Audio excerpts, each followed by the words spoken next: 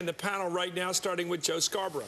Well, I got to tell you, I have not seen an election like this before. It's absolutely stunning. And for people that want to wring their hands and they want to attack the pollsters and the pundits and say, how dare they try to decide how the people of New Hampshire are going to vote before the people of New Hampshire decided how they were going to vote, that would be like criticizing, if we're doing sports analogies, sports writers. Howard Fineman, we were talking about this before.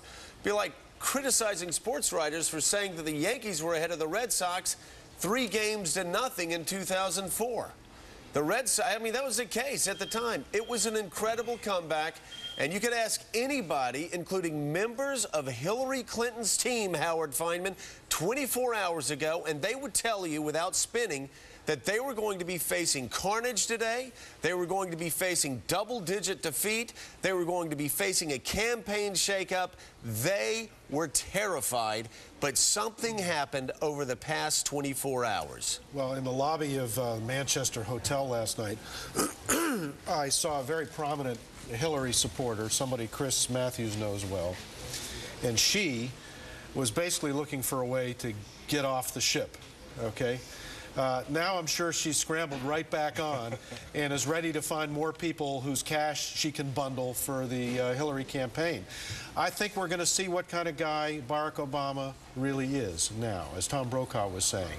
And let's talk about that, the adversity moment. I remember last week watching, it seemed like a month ago, Hillary Clinton in Iowa. She had lost. It was a stunner, but she went up there, and immediately you could see grace under fire. Tonight, Barack Obama's speech, really, it was just as good as any speech I have ever seen a political leader give, and he sure as hell wasn't reading notes. No, it was very good. It was very gracious. It was very much in character for him. He showed his emotion. He showed his gracefulness. He was engaged in a way I don't think he really was in that debate that he mailed in the other day on Saturday.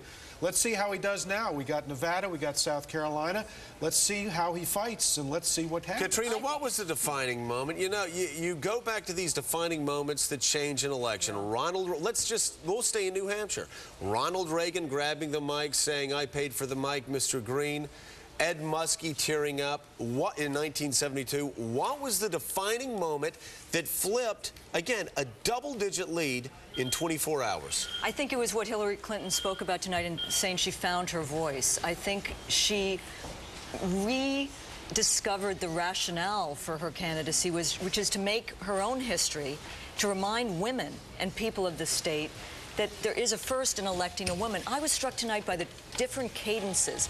Obama, there's hope and there's grace, but there is also a harder edge. There is a populism in his voice tonight, which I think both candidates, Hillary and Obama, are going to have to pick up from Edwards. We're on the verge of recession in this country, and Edwards, let's not forget, has played a valuable role in driving a populism and a debate about who controls this country, the people or corporations. And you could hear that in both of them tonight, listening to their voters and speaking for a transformational change. And Eugene Robinson, we were sitting here comparing speeches tonight, and we earlier this evening had talked about John McCain looking at his speech, an older man looking at his speech, seeming lost at time, and then we contrast that with Barack Obama, again delivering one of the better speeches I think you said that you've heard in political history. I thought it was an amazing speech, seemingly delivered off the cuff. He has become a better and better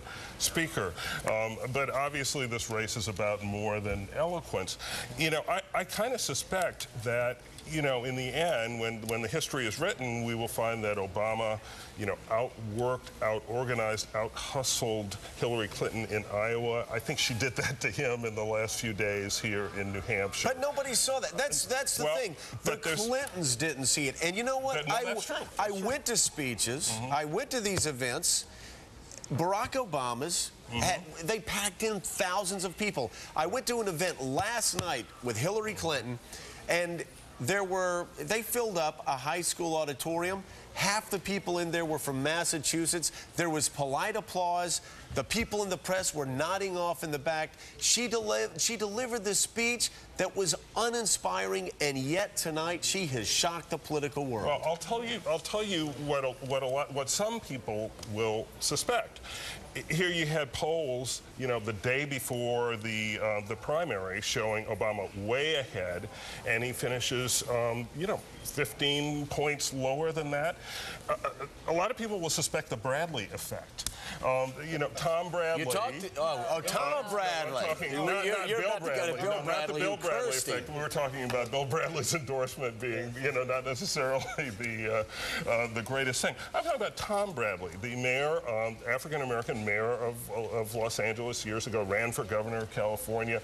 Polls showed him on election eve that he was going to cruise to victory, and he lost.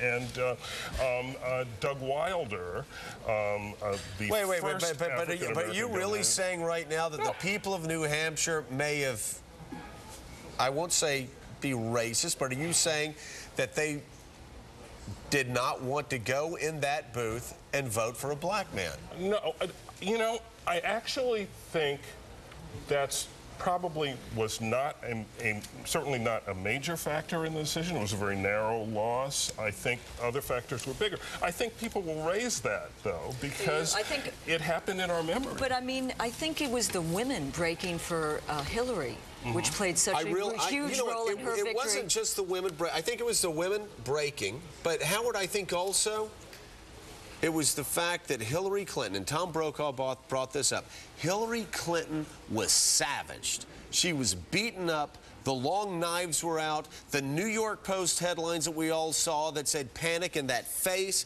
You had the Boston Globe headline saying she's so yesterday. It was vicious. It was hateful. And the people of New Hampshire, and I think especially women, came to a defense of a lady that they have been with since 1992. Well, it didn't seem fair. But also Hillary talked about real specific things in the lives of people. I think Barack Obama got a little caught up in the last week or so in the notion that he was making history. And history is a great thing. But you got to make it first. You got to make, no, he did make it now. But he got into this, let's do it for history. But it's really about people. They don't care so much about history. They care about the real details of life. All right. Well, thank you all so much. We're going to be talking to Barack Obama tomorrow morning. Morning Joe starts at 6 a.m. in about 2 minutes. Let's hit it right now, though. Back to Keith. Yeah, you better go home before because you got to be back in here. See if you see yourself as you go out the door. See if you see yourself coming back in.